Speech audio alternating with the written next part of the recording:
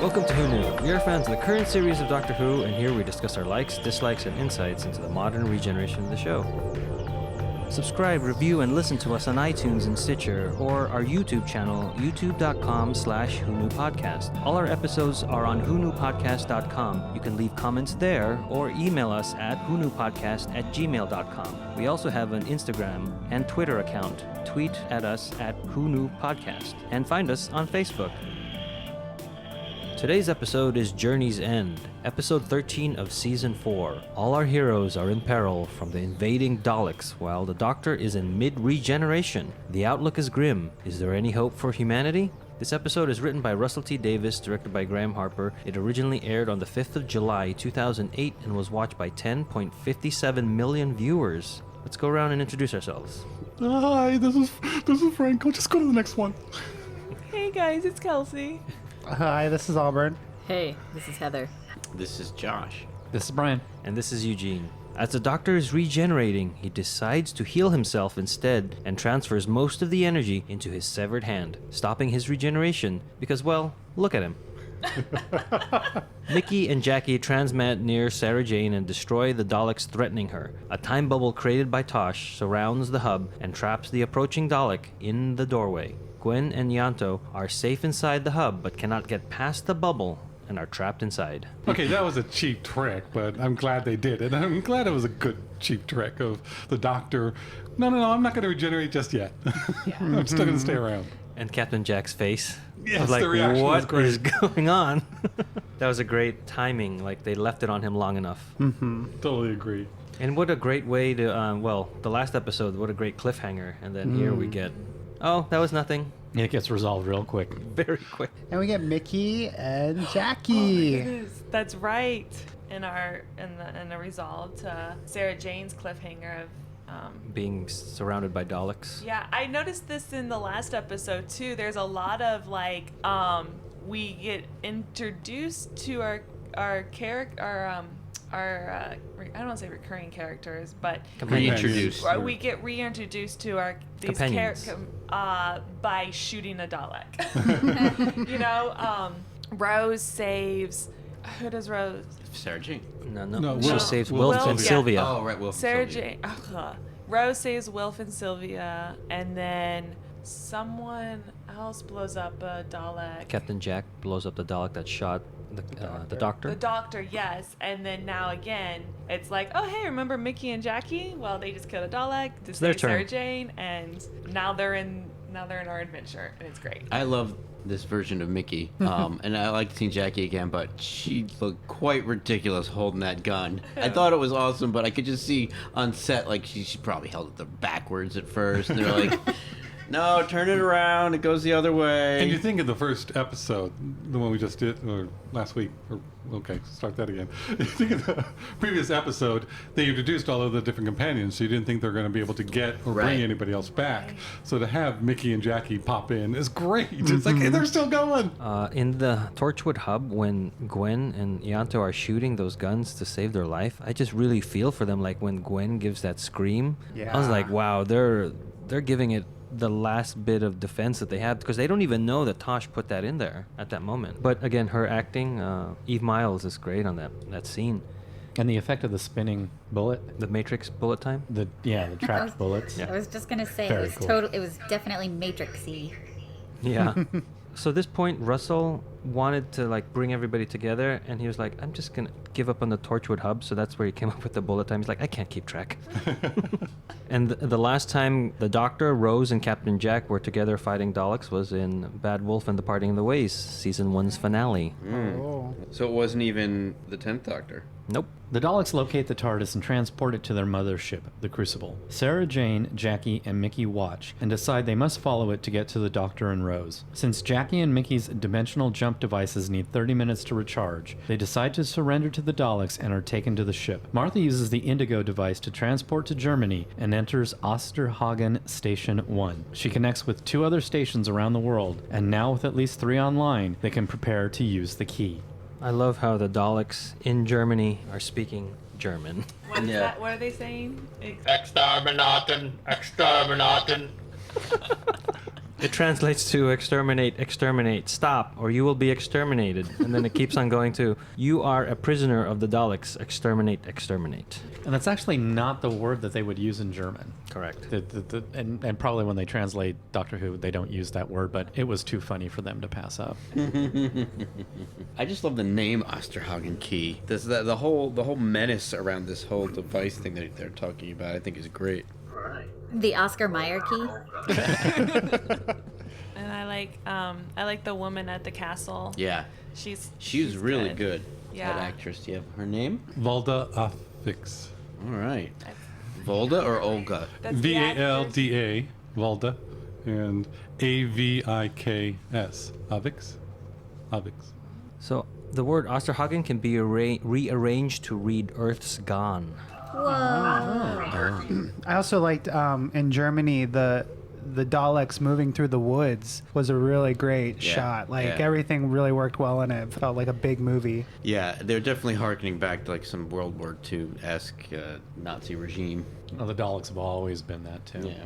Like mini Panzer tanks going through the Ardennes. yeah. But I like too how the woman at the station, you couldn't quite tell what her motivation was. Well, and also at that point, we don't know what the Osterhagen key is either, Right, so we right. don't know what Martha's motivation is. So. Oh, I know Martha's only for good. But it's a great scene. It You is. don't understand the words of what's going on. You get the emotions, you Yeah. know, and when, that just between her and Martha, and she's going to shoot Martha and trying to get enough nerve to do it because she knows she has to stop this. And Martha going, do it. Yeah, 'cause she I'm doesn't- making this decision. I don't like doing this decision. You can stop me. Otherwise, I have to do what I have to do. Yeah, because it's also a bit of nothing's going to stop me from doing this. I don't, like you said, I'd rather die than do this. So. And they both know, they both realize this has to be done, no matter how horrible it is. Yeah. So for all of us who don't know what she's saying, I'll translate. The old German woman. When Martha arrives, she says, "There is no one here. Whatever you want, just go away. Leave me alone." Martha replies in German, "I'm called Martha Jones. I come from Unit, Agent 56671, medical officer." The old woman says, "They said you might come." And then take that after they get into the castle, and Martha is going through the elevator. The old woman says, "You are a nightmare. It's not them, it's you. I should kill you right now. Martha, you're going straight to hell." And the German is just close enough to English that you know, oh, she said hell. And we were talking a little bit right after we watched the episode that this is a longer episode than normal. Runs a little over an hour. 45 to 50. 45 to 50 minutes. So they also have to create a version of this episode to fit a 1 hour window. And that's the scene that gets cut. It's one of Oh, them. really? So what No. happens is Martha transports to Germany. She sees the Daleks. The next time we see Martha, she's opening up the door to... Oh, to the station. She opens up the door to the computer station. right. So that whole sequence is just removed. You know- and if you think about it, you can do that. It's just sad. Yeah. I was just thinking when I watched that scene just now, I knew I had seen it before, but it seemed less familiar to me than the rest of the show. And that explains why. Because I watch the reruns of this episode on TV all the time, and they must not include that part. Yeah, if you're just watching the episodes on BBC America, you won't ever see this scene. This old German woman reminded me of the matron from Human Nature, where she says, "I was bringing food to these boys who were supposed to be soldiers and defending us." And it reminded me of like the matron's job was to nurse after the wounded, when they were going to go into that battle. It was like her job was to watch over those boys. Yeah, sad. I think the woman who played the older woman did a fantastic job. No one who speaks German can be bad. That's right. Aboard the Tardis, Rose says that they built a dimensional cannon on Pete's world to get her here. The cannon also measures timelines, and they all seem to converge onto Donna. They land on the Crucible, and the Doctor, Jack, and Rose exit, but the TARDIS locks Donna inside. The Daleks send the TARDIS into the heart of their ship to be dissolved. In the TARDIS, the Doctor's hand, full of regeneration energy, connects with Donna. Using her DNA code, it grows and regenerates into a Metacrisis hybrid Doctor, half Time Lord, half human. All naked.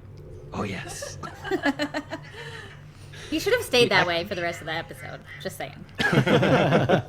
This is not a Torchwood episode. He activates the TARDIS transport just as it is about to be destroyed. Everyone else thinks the TARDIS and Donna are dead. Jack shoots at the Daleks, and they return fire. He falls dead to the ground, and they take the Doctor and Rose to Davros.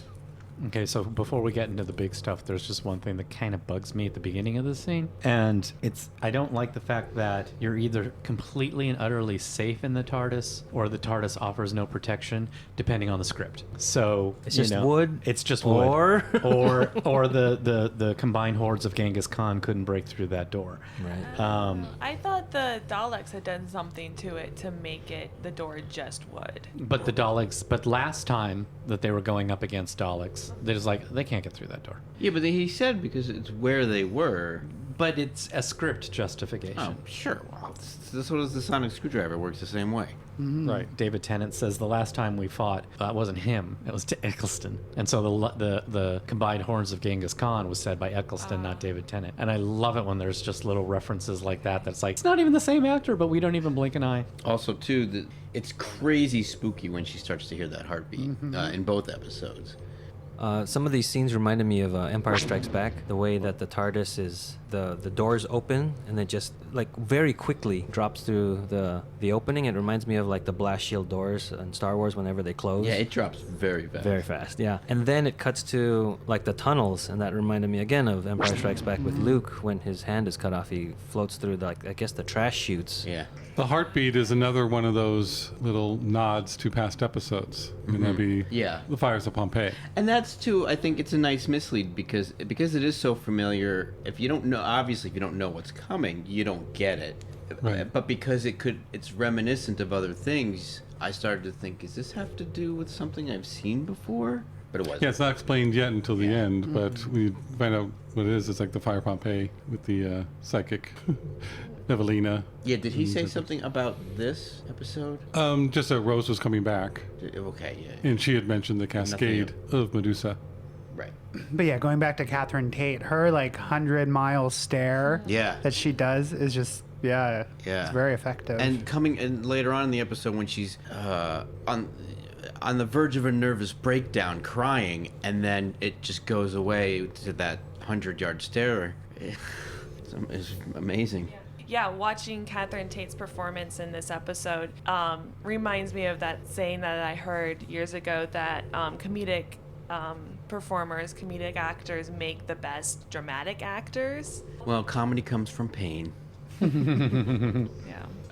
She was nominated Outstanding Drama Performance Doctor Who for the National Television Awards UK, and also for TV Quick Award winner for Best Actress Doctor Who at the TV Quick Awards UK. I didn't think it was cruel of, was it Supreme Dalek who was saying that, or was it Davros? I can't remember now who said this, about the emotions. You think their emotions are so important that surely Davros. now we've enhanced you. So it was Davros. I never caught that line before. I thought that was great. Oh, that's cruel. I think it is the Supreme Dalek that said it. I couldn't remember. Yeah. All I just remember seeing is the No, it was pepper one of the pot. Daleks. Yeah, it wasn't Davros. It couldn't, maybe not even the Supreme. Maybe it was just one of the Supreme, other the Daleks. one who's gone mad? He's red. No, the red one. The red one. No, I think it No, was. it's a regular. It was the Supreme. Dang it! Let's cut this whole thing out. 'Cause Why? we gotta go watch this again. Well, whoever was one of the...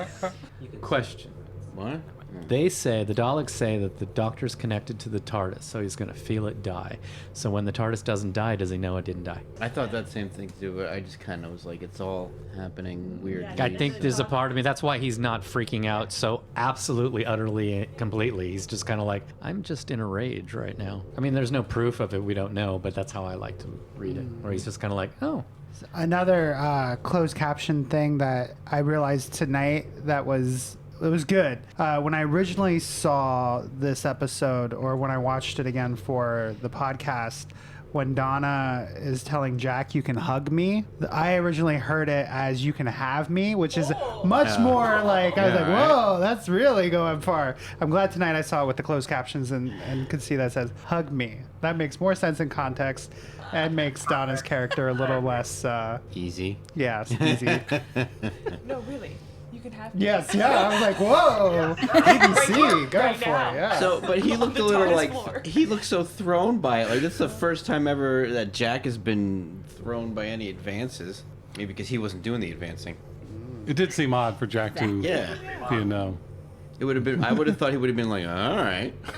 The Doctor and Rose are taken to the vault to see Davros and placed in force field holding cells. The Doctor realizes that Davros is no longer in command of the Daleks, but is following the prophecies of Dalek Khan, who saw the Doctor here with his children of time. Dalek Khan says one of them will die. Davros says that the time has come to test the reality bomb. Mickey, Jackie, and Sarah Jane are aboard the Crucible with other humans and are led to a large chamber. Sarah Jane and Mickey grab an opportunity to slip away, but Jackie is still stuck with the group. The reality bomb uses the planets to create a Z neutrino stream, which is powering up above Jackie's head. Just before it activates, the dimensional jump devices recharge, and Mickey motions to Jackie to activate it and get out of there. Jackie teleports to Mickey and Sarah Jane as the other humans are pulled apart on a cellular level.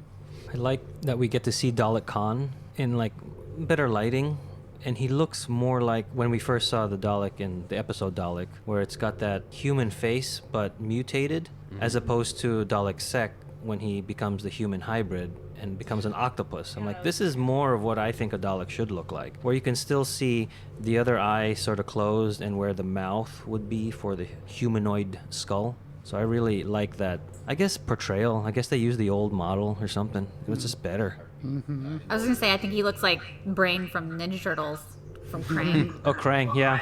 Like, he looks like Krang. The Doctor says, you know, what is it? What is it? And then Davros just says, the reality bomb.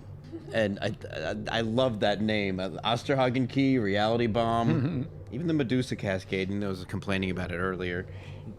Great names in this episode. The reality bomb reminded me of Get Smart's movie. Yeah. I thought the same thing, but I was also like, what does that mean?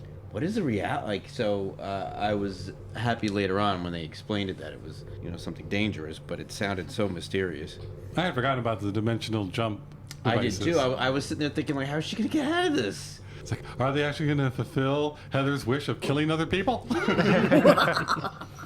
But it was sad. She's like, sorry, and you have to have that self-preservation.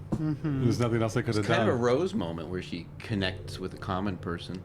And this is our dimension's Jackie, who began living in Pete 2's dimension. Right. Okay. And Mickey as well. And their dimensional devices are much more compact, so they can hide them in their pocket as opposed to wearing them on a big lanyard.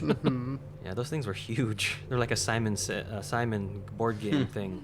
A lot of people now are looking at the effect of the people dying as Infinity War. And the Thanos snap. But Spoilers. it's at this time period, it's definitely remnant of Rose killing the Daleks in that same way. At the end of that season, where she takes their atoms and separates them all. We also get a brief cameo of Sarah Jane's Sonic lipstick. That's right. I think that's the first time we get it outside of her show. Yeah, just gonna boom Sonic and the doors open. Okay, I think they did that on purpose. I do too. Yeah, 'cause, just you like know. the fanfare, like they kind of like downplayed the silliness of that. Yeah, we knew what it was, so it never really jumped out to me. But Right. somebody who has not seen Sarah Jane, would they just know she has a Sonic and not even think about it? Or Well, when I saw this episode, I didn't even know who she was. Right? so did it matter to you that she had a Sonic? I guess she has a Sonic for Okay. some reason that I don't know about because I don't watch that show. I didn't know it was a Sonic lipstick until this very moment. So, You knew to it was a answer Sonic your something, question, right? yeah, well, I honestly just kind of in my mind thought, oh, this must be something from the classic, like something she's maybe had for years, like K9.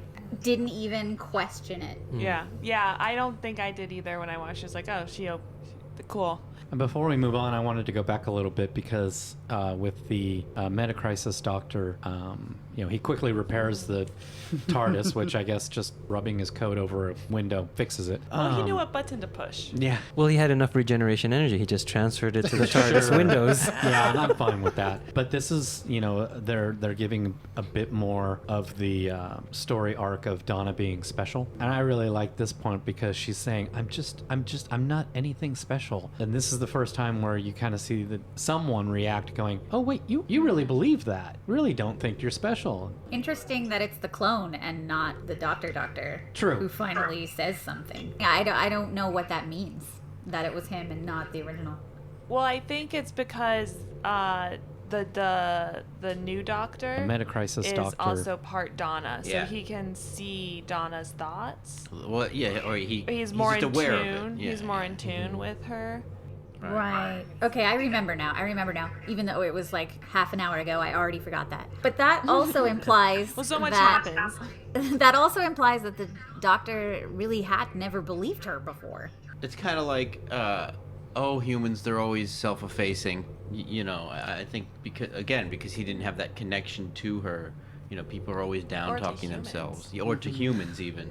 So not only is this new Doctor part Donna, but he's now part human, so he's going to be thinking differently, which we'll see what ends up happening, you know, at the end of the episode. But it's also just a partial compliment. It's like, Yeah. no, you really are. Look what you've done. And then goes, wait a minute, you really didn't do anything yet. Somebody's orchestrating this and behind the scenes manipulating us to get us here. He's starting to see that. Partly because I think he sees that Donna isn't as secure in herself as he thinks because she's so, loud. It's like, wait a minute, you didn't do this. Someone is helping to manipulate you and me to get here. So did the TARDIS keep Donna in there because it knew that was gonna... The Metacrisis is reverberating backwards through time.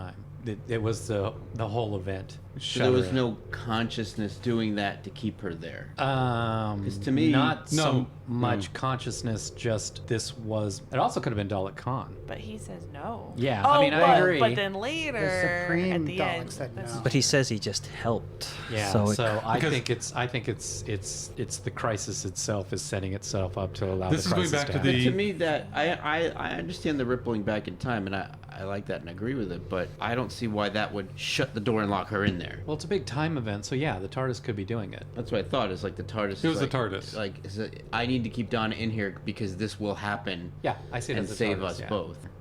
I just want to put this out here because I don't want to say it later and take away from anything that we talk about later at this moment. But like Dawn, what happens to Dawn in this episode is, to me, is very reminiscent of what happens to Rose at the end of season 1 with looking into the heart of the TARDIS and then it like burning her from the inside. And we didn't talk about the comedic timing between the Doctor and Captain yeah. Tate. That's so great to That's see all. them like almost as one person, but split into two separate bodies. That was just a treat to see both of them. And around this whole crisis that's going on around us, it was like a welcome relief to have this moment of comedy. It was just great. Considering this was Donna's swan song, to have it kind of brought back all the elements of Donna, the funniness, the drama, and everything. So it's kind of like, because without that scene, there really was no fun Donna stuff in this episode.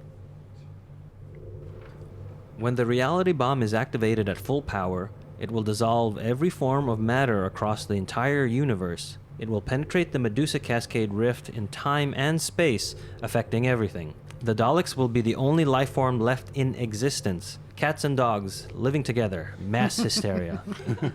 A few Daleks place Jack in an incinerator, but he returns to the living and escapes. He works his way through Jeffrey's tubes and finds Mickey, Jackie, and Sarah Jane. Sarah removes a small pendant from her pocket. Jack recognizes it as a warp star, a tremendous explosion just waiting to happen.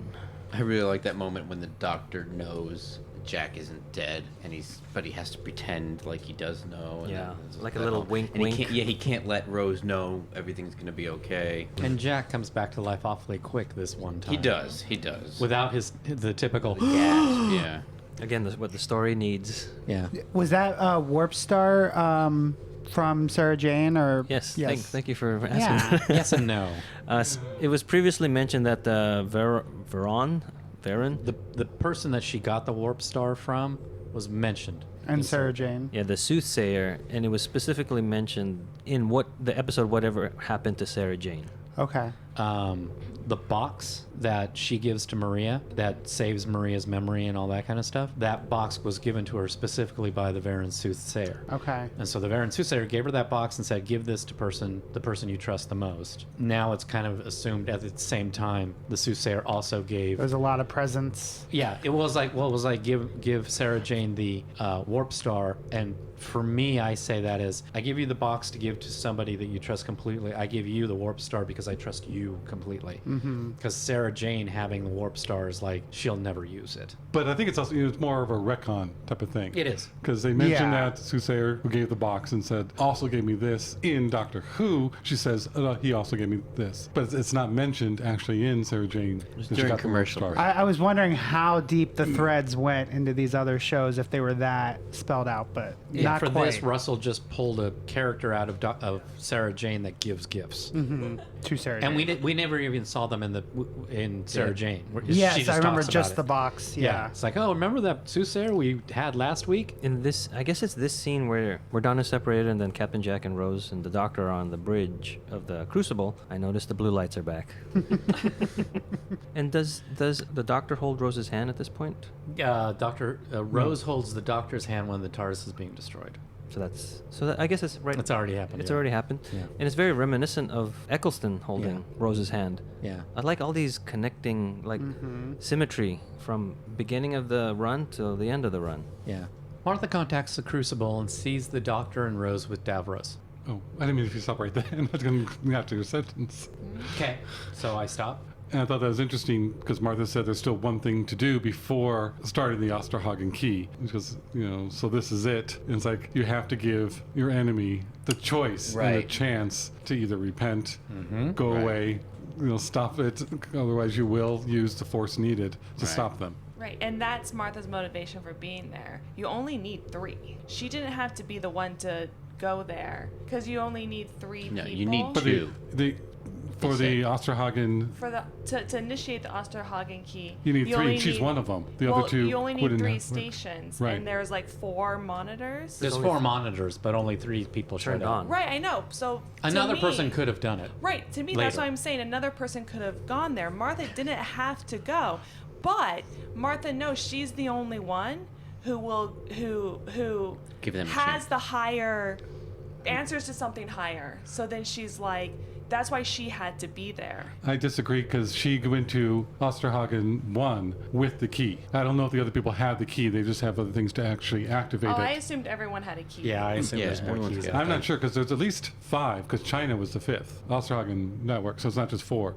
There could be 8. I was looking at I different figured they models. all I had thought a it was key. 24. I thought it was the Six. number. Kinda Kind of one like for the each. nuclear. It was the 25 number of each. Yeah. nukes. Yeah, I wasn't sure if she's the one who had the key to start it No, all, 'cause the but needs everybody Chinese- at the other different places to do it as well. Chinese Did she people hold it up? had no. I don't think she held it up, but she said once we have the 3 keys, all we need is 3.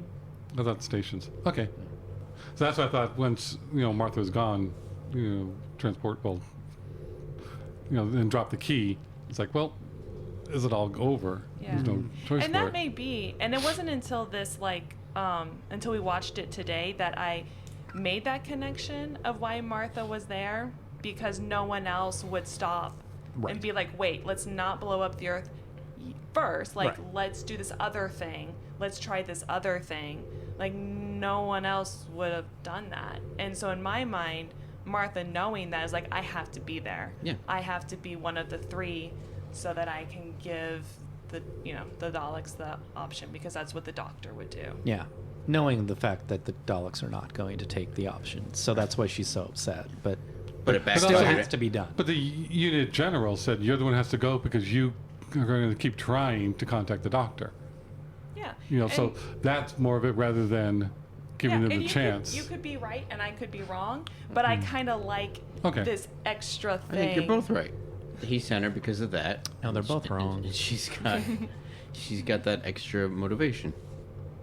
Martha apologizes to the Doctor for what she is about to do. She tells Davros to leave Earth or they will use the Osterhagen key. It will activate 25 nuclear warheads which will destroy the Earth, eliminating one planet from the world power engine, destroying his plan. A second transmission is detected, and Captain Jack is shown on another monitor, holding the warp star which he wired into the ship's mainframe, ready to blow up the Crucible. Davros sees Sarah Jane behind Jack and remembers she was on Skaro when he first created the Daleks. Davros relishes watching the man who deplores violence see that his companions are capable of such death and destruction. He asks the Doctor how many have sacrificed themselves in his name. And Sarah Jane's response to Davros is, I've learned to fight since then. So that kind of adds to what Davros is saying. Yeah, I have some issues with this because I think, this logic makes sense to Davros.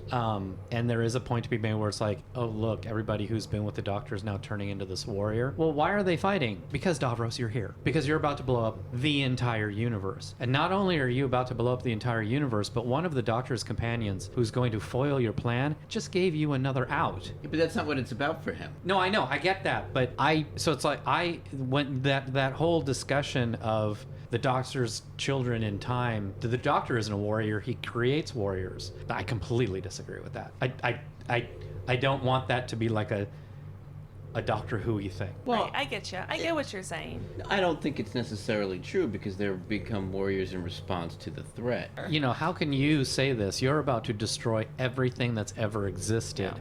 We're gonna fight you. It doesn't matter who it is. We're going to fight you. But he's, and even in the first season 1, death follows the Doctor. It's this whole ironic component, like who is creating the threat? The threat starts without the hero, or the hero instigates the threat. I was gonna say, but then they do that flashback scene. But I have issues with the flashback scene too. Yeah, because it's like they're hammering it home. Like, well, and also there's a part of me going, not all those people died for the Doctor. So in the flashbacks, these are the people that are listed: Harriet Jones, Jabe, the Controller, Linda with a Y, Sir Robert McLeish, Angela Price, Ursula Blake, The Face of Bo, Chantho, Astrid Peth from Voyage of the Damned, Luke Radigan, Jenny, River Song, and the hostess from Midnight.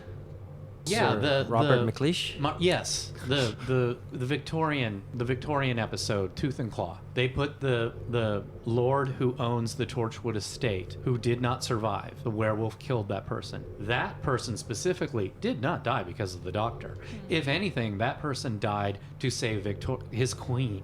But was he ready to do that before the Doctor showed up, or would he have let the Queen die? No. No, I don't think he... No, I think... I can't quite remember. Because that was his arc, is that he went from being sort of a weak character to a strong character to finally stand up. Well, that's my point. But didn't the Doctor help him through that arc? That because he met the Doctor, he went through that arc. But I think if the Doctor wasn't there, he would have been there with Victoria. I still think he would have sacrificed himself for his queen. I get it. Yeah, no, I'm not arguing with you. I think both sides are right. Traveling with the Doctor, being with the Doctor, even for the short period of time, as in Tooth and Claw, changes people. Many times for the better, but it does bring out a different aspect. It gives you the confidence, security, strength to stand up and fight. So fighting's not always bad, but Davros is using it and changing it and manipulating what I think is the truth to, mess with the Doctor's head. But if you look how Martha was when Donna talked to her, Rose showing up with the gun, bringing a warp star to a Dalek fight. Jackie using to a Dalek fight. Yeah, Jackie's got the big gun. So it's like, it is giving them, what he sees as the negative connotation of war and destruction. Mm-hmm. But it's the same thing can be looked at as it's giving people the courage and determination to stand up for what's right. What Davros is saying is true. Yeah, it's just not the only part of the truth. It's not the whole thing. In this instance, they better have a big gun because they've got a reality killing bomb. And even, with Martha, Rose is like, wow, she's good. So they're supporting that strength. Right. But it's not the evilness of Davros where he's just taking over and using his power to control other people. Yeah, I was just going to say, I think for this episode in particular, you can look at what the writers do to end it, because we end with Donna, who is somebody who we see was changed for the better with the Doctor. But then when you take away that whole arc of having the Doctor and knowing him, she's now a worse person. And that's kind of like... At this point or later? Later. Like, I'm saying that the writers, like what what Brian was worried about is that if this is saying like that this is now Doctor Hui, that, you know, being a companion of the Doctor results in you becoming a warrior or soldier. I think that what the whole episode is trying to say is that knowing the Doctor is good, because we see that with Donna, and like losing that part of her, she goes back to this temp from Chiswick that's, you know, shallow. And so I agree with everything that people are saying. I'm just, the writers of this episode, I think, would say at the end that knowledge of the Doctor or traveling with the Doctor is a net positive, and they would not agree with Davros. I think there's an altruistic side to the Doctor, and that is who Doctor Who is. But every action has an equal and opposite reaction, and in that happenstance creates a negative force. Well, it's drama. I mean, you need to do this for the drama. Yeah, that's what I was going to say. It's for the drama. Yeah. Davros is goading the Doctor. Yeah. Right. He wants to like twist the knife. But for me, I just wish there was just a little bit of, shut up. And that's just me. So backing up a little bit to when Martha finally meets Rose, I thought that was great. It's awesome. Yeah. I'm like, you finally found her. Like the whole season of the Doctor pining over Rose, sort of. And then now she realizes that, you know, this person is real, this person is alive, and she's kind of happy for the Doctor in that moment. Out of this moment of world-ending, decision-making, stress-inducing atmosphere. There's also a sliver of revenge in there for Rose, because earlier in this episode she gets embarrassed because she had that whole big device built so she could try and find the Doctor. He gives her a look and she's like, shut up. but then she gets a little bit of redemption here, because Martha says, you found her, and she looks at the Doctor like, oh really? That is nice. Good point. The Daleks transmat the companions to the vault, leaving the Osterhagen key and warp star behind. They are captured by the Daleks and watch helplessly as Davros orders the Supreme Dalek to power up the reality bomb. In the Tardis, the clone Doctor puts together a device that will target and destroy Davros's DNA. Since Davros used his body to create these Daleks, they will be targeted as well. The TARDIS materializes in the vault, and the clone Doctor runs out, aiming his device at Davros. He is zapped by a bolt of electricity. 1.21 gigawatts. Donna picks up the weapon, but doesn't know how to use it, and is also zapped by a bolt from Davros. One last instance of Donna not knowing what to do. Am I the only one who's a little annoyed that they both do the same exact thing, one right after the other? And Sort of. to the same result. And that they both survive is also annoying. Yeah, I didn't quite get, like, why didn't they shoot him dead? Because Because Davros is the one that shot him, not... Yeah, Not it a wasn't the Dalek. Dalek. It wasn't the Dalek. It wasn't the skeleton-inducing blast. Yeah, it was just electricity from his hand. Gotcha. He was being Emperor Palpatine. I was considering Davros to be like a Dalek, and every time anyone's getting shot by a spacey ray, they get killed. But he shoots the Metacrisis Doctor, he shoots Donna, and they get stunned. But then doesn't he say to another Dalek, destroy the weapon? Right. And that Dalek destroys the weapon. So his hand's not even powerful enough to destroy the weapon. Oh, so I have a thought. Was that all part of their plan? Because did they create this weapon so they would get shot? Because they didn't know about Donna. See, but that would have made me feel better about both of them running out and getting shot, one right after the other. That surprised me again, because the Doctor made a gun. Like, that's what... Yeah, that The does. clone Doctor. Right, I know it's... Well, I mean, He's that's not the quite- thing. Still the Doctor. He's born out of war. He's born out of war, And but he's he's half also... human. And he's the human, yeah. Like, that's human nature to be violent. And that hand is a fighting hand. That's right. Also watching it, like, it makes it seem that Davros's electric bolt is what kicks off Donna's. It is. Like, It is. right. But wouldn't it? I mean, that's not really explained, is it? Or did I? Just needed that extra She does jolt. explain it. Oh, okay. Donna does. Oh, Just all needed that extra Then I jolt fell to asleep kickstart. twice. Never mind. The camera angles are very odd and disorienting, and worked well to kind of disorient what's going on. And also, they did a interesting little budget saver. When the clone Doctor opens up the TARDIS door, there's just bright light behind him in the TARDIS. So it's like, okay, yeah, we're not matte painting in the TARDIS. We're not putting a screen up. Just bright light. They also keep having shots of a Dalek like backlit with like fog, and it's kind of like a shot looking up. And they did that a bunch of times, and it's like, is this Dalek just like chilling somewhere? And they just turned off the lights and put a little bit of fog and lit from the back, and we would never know. The last time we saw the TARDIS interior lit that way was in Fires of Pompeii, when the Doctor comes out and saves the family, and that's more of a motif about like savior complex rather than this one being budget saving. Yeah. That was a creative intent. Yes. I think if they would have done it at normal speed and not slowed down, the running out of the TARDIS wouldn't have looked as so strange. Or now why is Donna doing the same thing? I think if it was done at regular speed, you wouldn't have thought that. I'm thinking. Because it is a TV budget and there is some visual limitations for shooting a television show, it comes across a lot cheesier in the end result than they thought it would. In the moment and on the page, it probably came across just fine, but something about, I don't know if this was still being shot on video in 2008. I think there's just a quality to it that dampens the theatrics of something that would seem more legitimate. I wonder if the clone doctor and Donna had run out at the same time and he drops it and she just picks it up, rather than repeating the exact same action of running out of the TARDIS. I think I would have liked that. Yeah. That might have worked better. It does seem like, you just did that and you got hurt. Let me try. Yeah.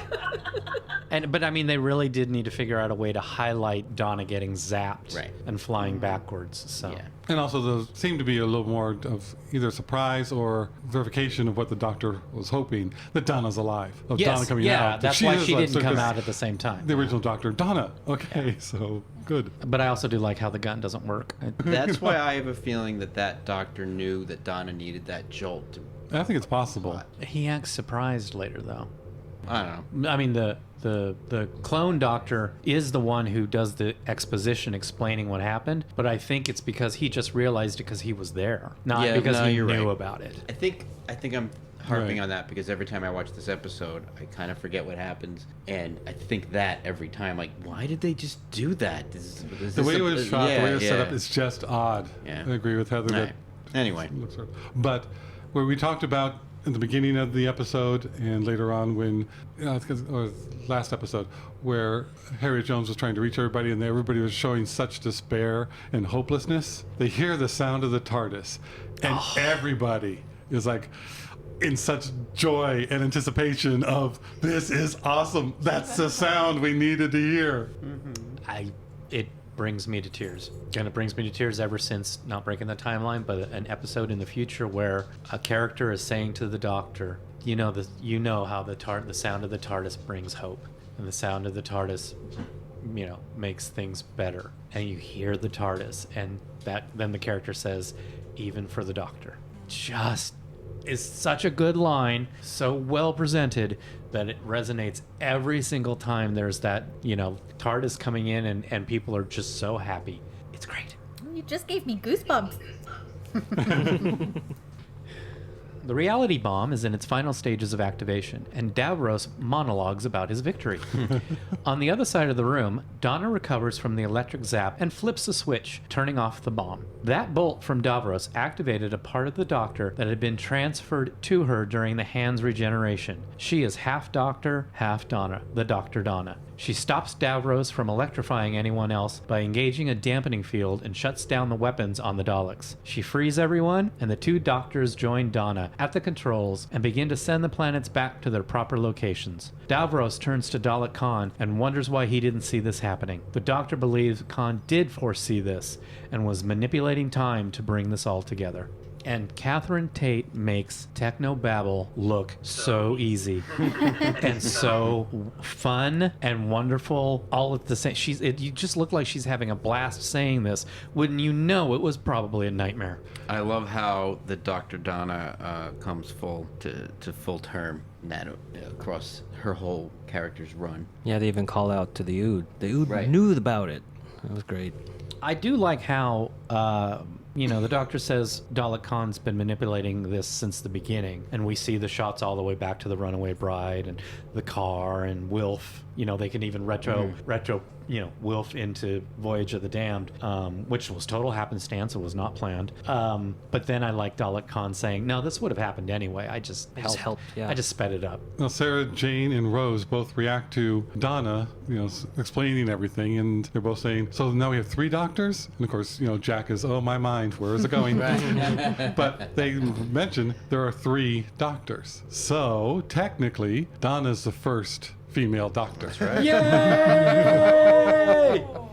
And then the half-human doctor goes back to when we talked to Matt Jacobs about the 8th Doctor being half-human.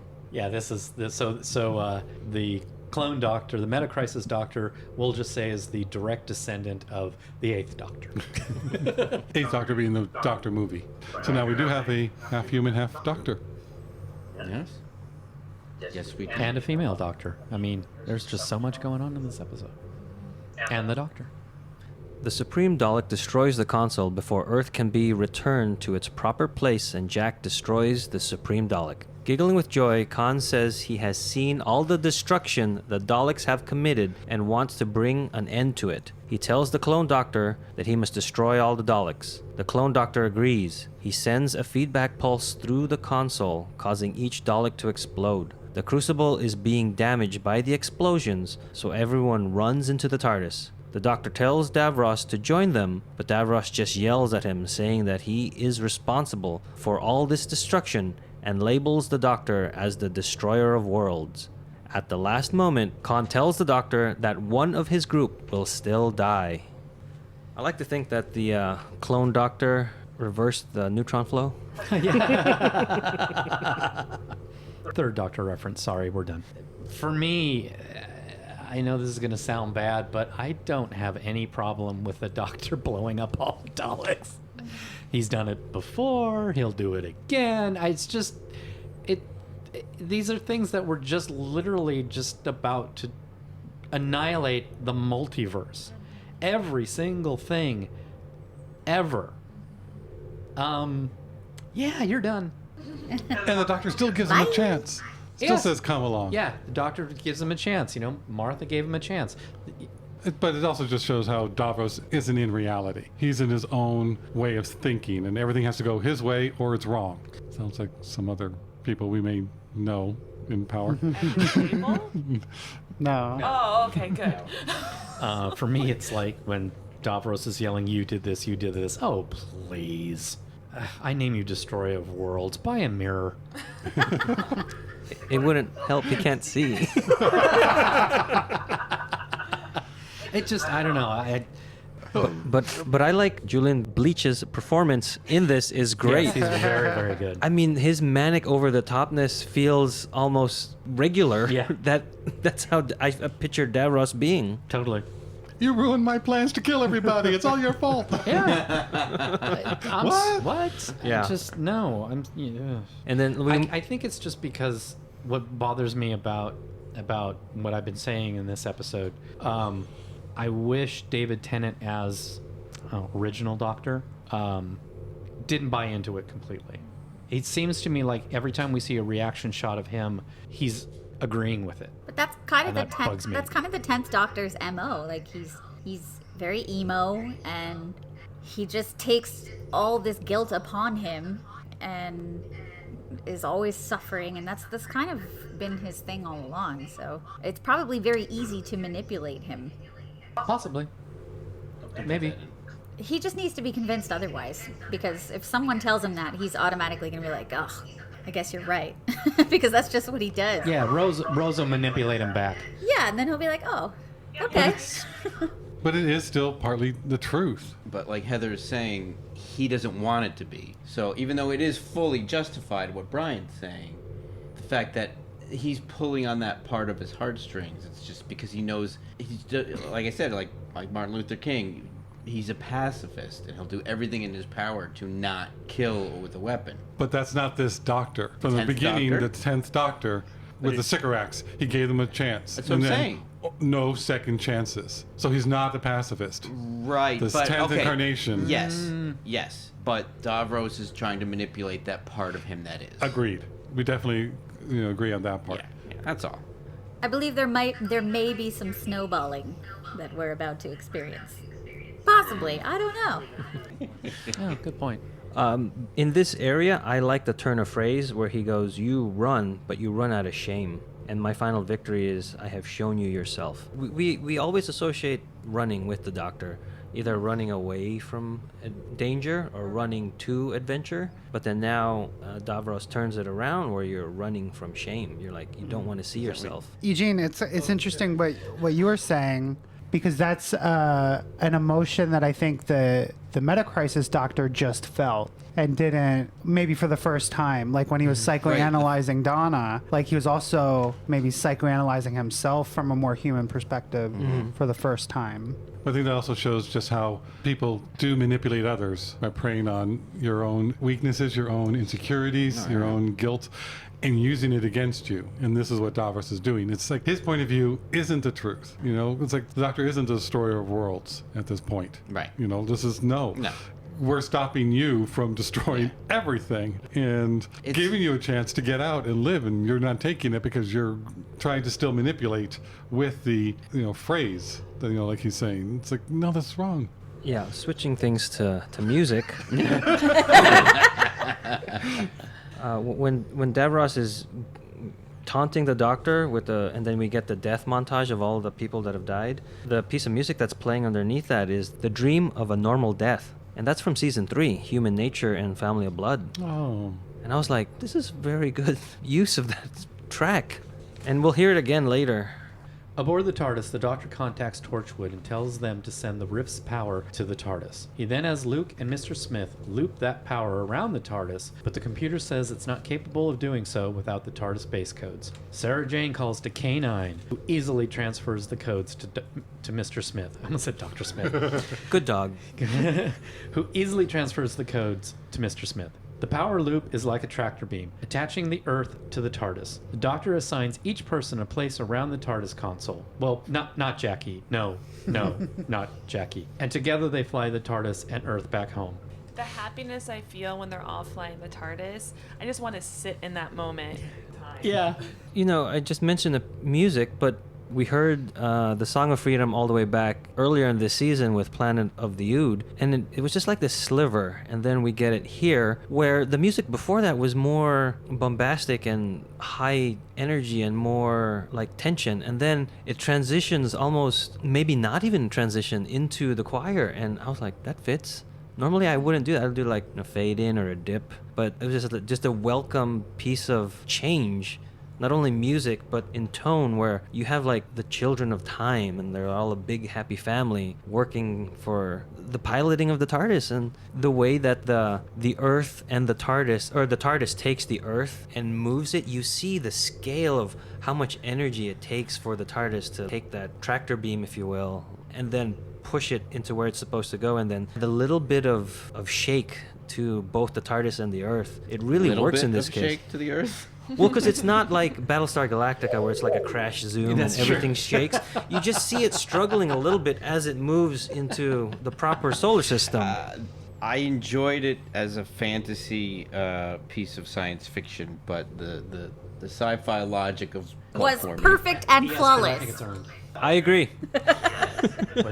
Perfect and flawless. It worked. Does anybody else get a V final battle vibe I can at see the that. end when all the Australian fireworks are going off and everybody's rejoicing? Ooh! Either that or Return of the Jedi. Yes. And then the little bits of like, they're in the middle of this big crisis and it's like, hey, Gwen, has your family been in Cardiff all this time? Just play back to all the way back to Unquiet Dead. And then it's just like, oh yeah, nod, nod, wink, wink. That's the same actors played this. But it was, go ahead. And then I was just going to move on and say that K9 was the cherry on top of this wonderful, wonderful fanboy Sunday. Yes. Can you quickly talk about the actress who plays Gwen in that moment? Yeah, so we saw Eve Miles in Unquiet Dead. She played Gwyneth, the housemaid, house servant. Yeah. To the funeral. Mortuary. Yeah, the mortuary guy that ran the funeral parlor. The Charles Dickens episode with Gelth being the entity that made zombies out of the dead bodies in the funeral home. She was a bit psychic. Yeah, and so she could see that Rose was from London in the future. And then the same actress is Gwen Cooper in Torchwood. People that have followed these shows are going to be like, that's the same actress. And so we get David Tennant and Billy Piper reacting to that fact. And we all thought it, they did it.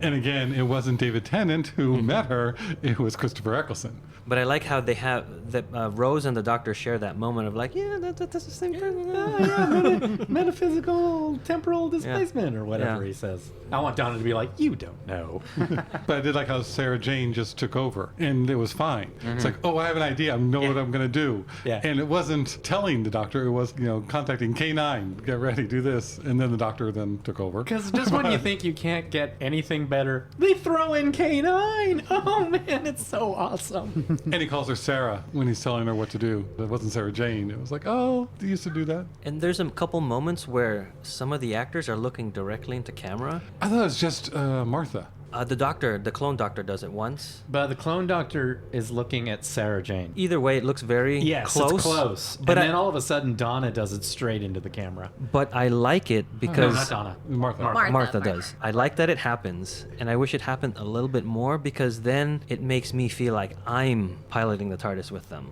Yeah, and to me, Martha looking directly into the camera took me out of it. It's like, was this a blooper?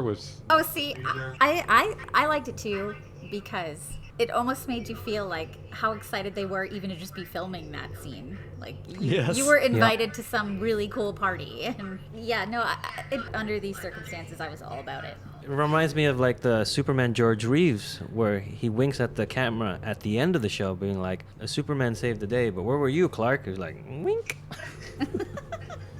With the Earth back in place, Mickey decides to stay on this world and go off with Jack and Martha. Sarah Jane is excited to see Luke again. The rest go to Pete's world, and Jackie is eager to see Pete and their new baby, Tony.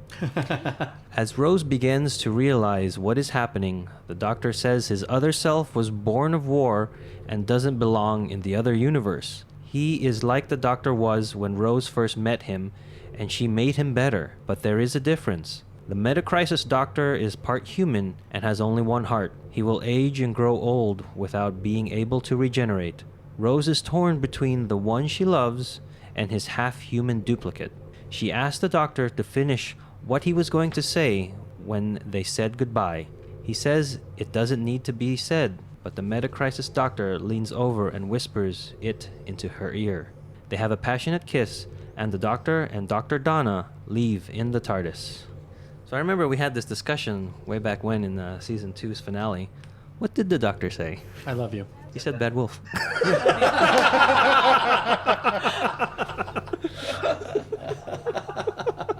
I like Martha better. Yeah, but I remember that conversation. I'm like, of course he says he loves her. Don't you know what happens in season 4? I mean, that kiss says that he says he loves her. And you can almost kind of Read his see. lips a little Yes. bit. Yeah. Yeah. Yeah, this time you can kind of read his lips where it is just like, I love you. It's like 3 one-syllable words are being spoken by David Tennant. I also think it goes to show, though, I mean, I know the Doctor did it on purpose, but at the same time, this human Doctor was able to say it, where even still the regular Doctor still can't say it out loud. Yeah. I think that's the case, but I also think it's an extra bit of, if I let him say it, she'll be okay with staying with him. Yes. But Agreed. either way, it works. Arlene would say it was the Doctor still can't bring himself to say it. I thought it was a great, because there was something different about this new Doctor, and it wasn't exactly her Doctor. But I think with that moment, they really sold it that was okay. Up until that moment, I was like, but it's not going to be right. And I also like when he said, "You made me better. He needs you now." Mm-hmm. Yes. So he will probably be her Doctor after being with her for some time. I also like it because they play it as this second Doctor has all the memories of the first Doctor. So he's the first Doctor. But I still like it that they do play it as, no, I'm the clone and he's the original copy. Well, I also- like that gets played and there's no like competition or Who's who, argument right. of who's who between them. Which does then make it okay. Because I think like the second Doctor is like, what do you mean I'm born out of war? Oh, I guess I was. Right. You know? Also, too, he is human. He does have have certain traits. Right, but he has all the doctor's memories, so I could Yeah, see yeah, him yeah, like yeah. really going like, stop talking like I'm subordinate or anything like that. But I do like the fact that there's like, no, he needs you. Him, that one. Can't have another one of me running around without having been influenced by you. And the medical crisis doctor used to have that feeling. When Donna says, wait for the doctor, he goes, I am the doctor. When he, you know, so he got rid of that going, I am the doctor, but I'm not the only one, and this is the original one, and I am different. Right. Because of Donna. He probably being human. after just that day realized, I am, like you said, I am different. Whereas that moment he was, 3 minutes old? Right. He wasn't born yesterday. That's right. He was born But today. Another thing I think, because Arlene was here and influenced me, I noticed that both Rose and her doctor are dressed alike. They have a red top and a blue jacket. Yep. And then Donna and the regular doctor are dressed in brown. She has a brown jacket and he has a brown. It's like, oh my gosh, how did I never notice it before? I mean, I swear to God, there's like the same amount of Red t-shirt. red t-shirt showing on both of them. Because he doesn't have a collared shirt with a tie. Yeah, It's just a red t-shirt. Just a t-shirt. Yeah. And it's just like, oh, that is Like the so Ninth brilliant. Doctor. It's so brilliant. Yeah. Oh, like the Ninth Doctor. We call that a jumper. Oh man. I'm sorry. It's like, I love doing this podcast. So many new things. And then that shot when we get to Bad Wolf Bay and the text appears. What's that piece of music we get, Josh? Impossible Planet? Correct. And also, this is also the final time we see a lot of these characters. This is a fantastic capper, a fantastic closure to Jackie and Mickey's arc. Yeah. I love Because it. Jackie has become Mickey's scarecrow. I'm going to miss you most of all. No. And it's like, I will miss Jackie more than I will miss Rose. And I believe that he's telling the truth when he says that after everything that he and Jackie went through. You know, not even the stuff that we saw on the episodes, but the episodes, they were in the parallel world, Pete's world, Also, everything. And they really grew together. And this is their final. And it's just a brief shot in the TARDIS. It's like, it's just like a pan. And like, you see somebody walking in the background and it's just Mickey saying, I'm going to miss you most of all. And she's like, well, what are you talking about? We're going to go back to Pete's world. And then the action continues on another shot. I love it's a wonderful ending to that. I mean, I just want to remind the listeners, I guess, and us, that at one point, Jackie thought that Mickey kidnapped and killed Rose. Yes. Right. For a year. For a whole year. And she destroyed his life for a year. Yeah. As you would. And I agree with you that completion of this journey for both of them is amazing to know what we saw and what we heard as opposed to what we didn't see. And it's great. On the production end, I noticed that the TARDIS landed on an intersection, which I thought was really great, because then Sarah Jane goes out and goes one way, Mickey and Jack and Martha. Go a different way, and it's just right in the middle of this intersection where all these different roads can go, and I just thought that was, somebody thought that out, and I just wanted to point that out, I thought that was a really great idea with the TARDIS taking different roads. And did you hear what's going on musically? The church bells? Yeah, as opposed to a cloister bell, which we heard Yes. before. And I like that. It's always bells have been bad for our characters in the show. The TARDIS. Yes. And then now that the TARDIS is planted at the intersection, we get bells of celebration, is like Right. what you're mentioning. Yes. Donna is looking forward to the new adventures she and the Doctor will have together, which they do completely, totally, and she lives the rest of her life with him. The end. We'll see you the next time when the future becomes the present. Not quite. Continue reading. Please don't make me. Donna is looking forward to the new adventures she and the Doctor will have together when her brain begins to break down. A human mind was never meant to hold the essence of a Time Lord, and she is dying. She pleads with the Doctor to stay and die rather than go back to her old life. The Doctor cradles her head, taking all that is Time Lord from her to keep her alive. He does a Vulcan unmindment.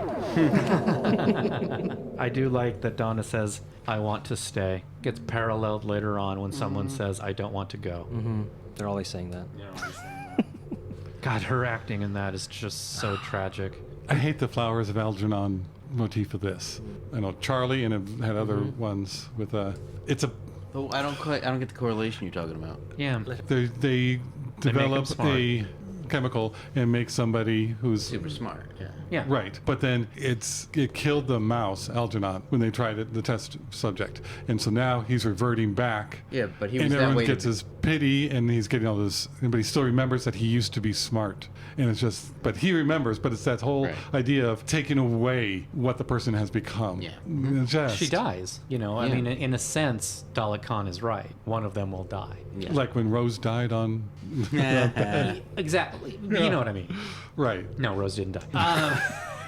But that's what came to mind with this show. Was like it just was horrible to watch. I still tear up watching this episode. It's just so sad. And her panic in those last few moments is so gut wrenching. Yeah, because you can see her fighting. It's not working. And she knows because she's so smart right now. She knows before he does it. Yeah, like it has to be.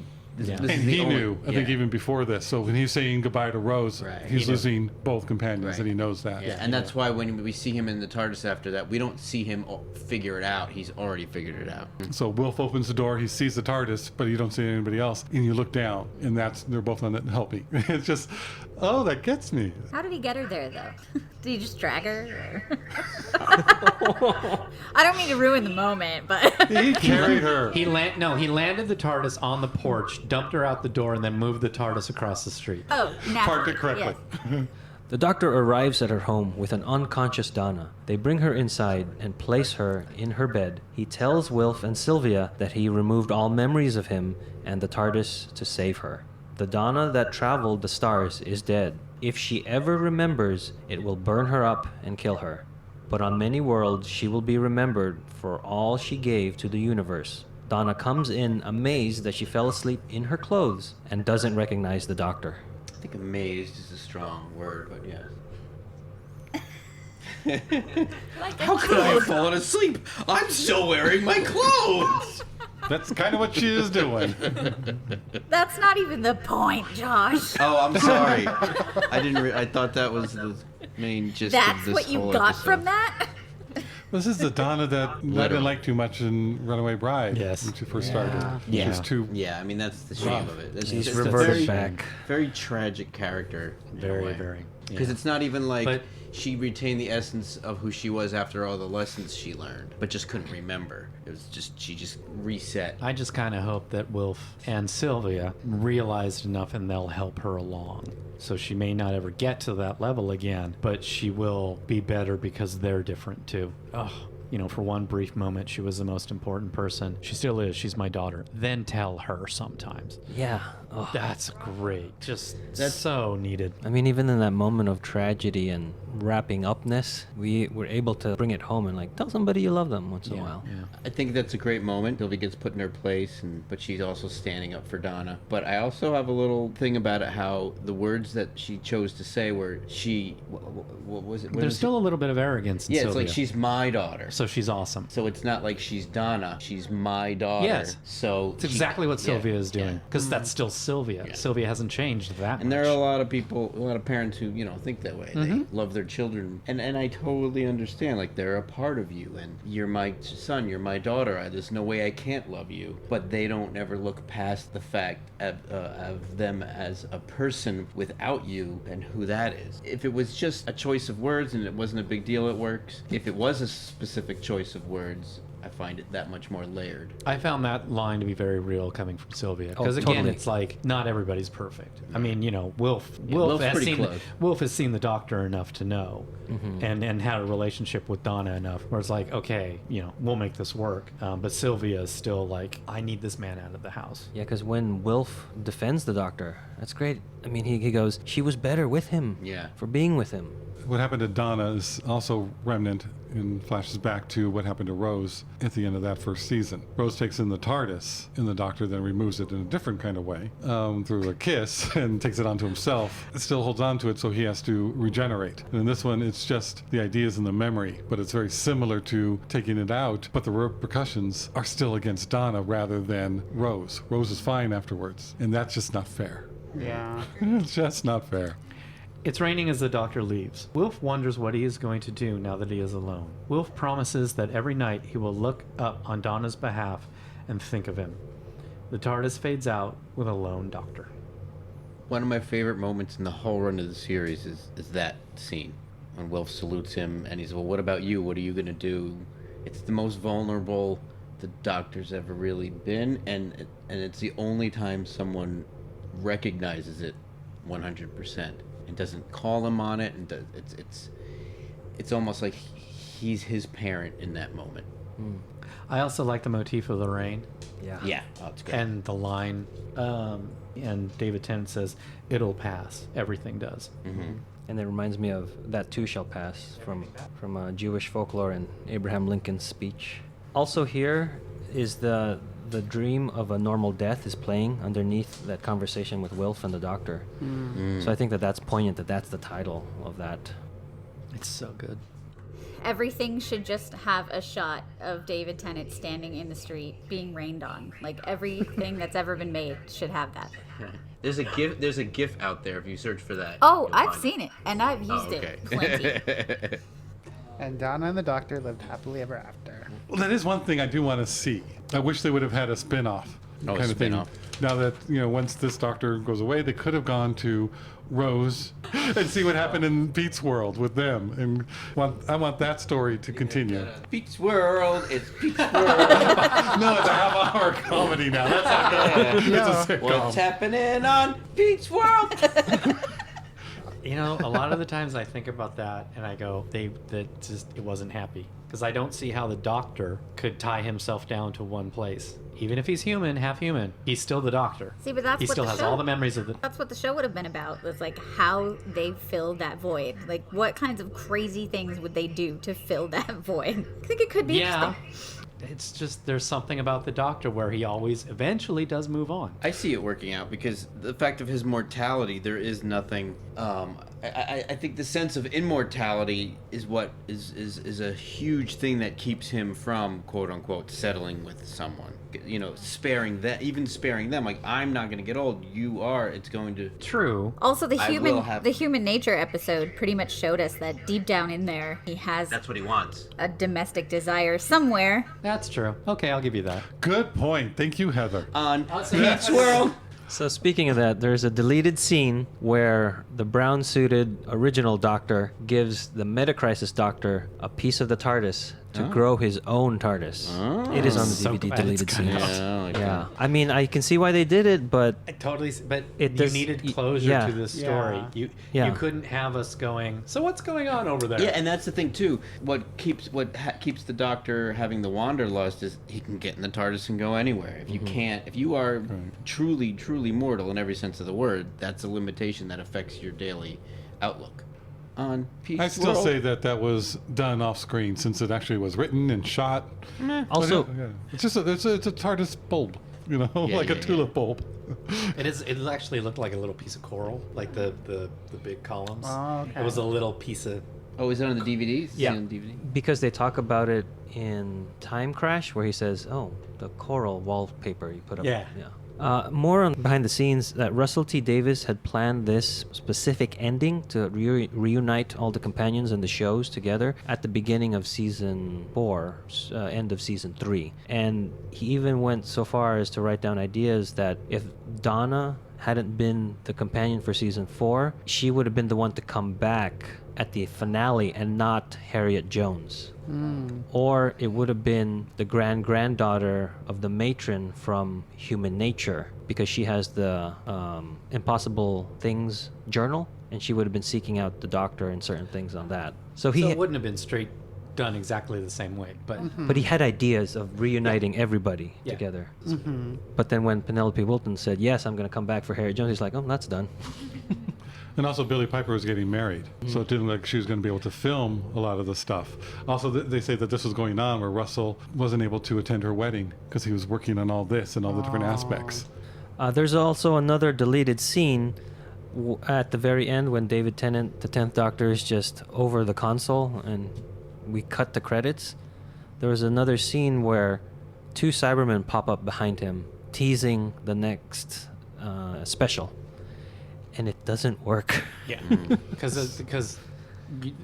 it's like the equivalent of he says goodbye to Martha in her season, And the Titanic. and the Titanic hits. So you like, okay, we finished this story, but there's another one coming. And so he very much wanted these two Cybermen to show up going and have people go, how did the Cybermen get into the TARDIS? And he was actually like literally talked out of it and really had to be talked out of it because he really loved the idea. And it's like, that would have been horrible. Yeah. Yeah. By whom? Who talked about it? Or- Ben It something? was, if you read the book The Writer's Tale, it's an email correspondence between Russell and a reporter. It was literally the reporter, because the reporter was reading the scripts going, this doesn't work. And he was saying, yes, it does. It's great. You have to do this because we always do it. You have to do it because you always do it. And he's like, no, don't. No, don't. No, don't. But then there's no cliffhanger. You don't need it. You've got an emotional thing enough already. So that's, yeah, I'm glad. And So they did happy. film it, and I do think it's on the DVD. It is on the DVD, deleted scenes. So, Journey's End, does it live up to the promises set up in the Stolen Earth? Yes. My last thoughts are that this could have ended and nothing else could have come after it, and I would have been totally fine. So that wraps up Journey's End. Thanks for listening, and we will see you next time when the future becomes the present.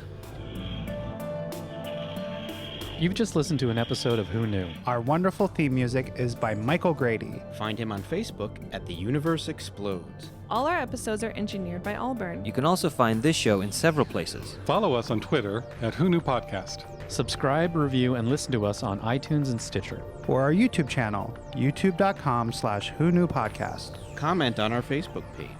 Please leave comments, reviews, and click like to help support Who Knew Podcast. Also listen to us on your Amazon Echo by enabling a podcast skill. All of our episodes are on whoknewpodcast.com. This podcast is inspired by Doctor Who. The longest running sci-fi show in history. And especially the revival spearheaded by Russell T. Davis. Thanks to Russell. Sydney Newman, Verity Lambert, Ron Grainer. And all those involved in the adventures of our favorite Time Lord. Your work continues to inspire and entertain. Pete's World, every time that there's a doctor. Pete's World, and he only has one heart. Pete's World. That bolt from Davros activated a part of the Doctor that the... On Pete's World. Heather, you're still here? Just kidding. Okay. I'm on my 4 hours. It's fine. No, we'll try. I was saying... The music. Yeah. Song of Freedom? Song of Freedom. The Ood song. Yeah, so we heard... And it keeps going. On Pete's World.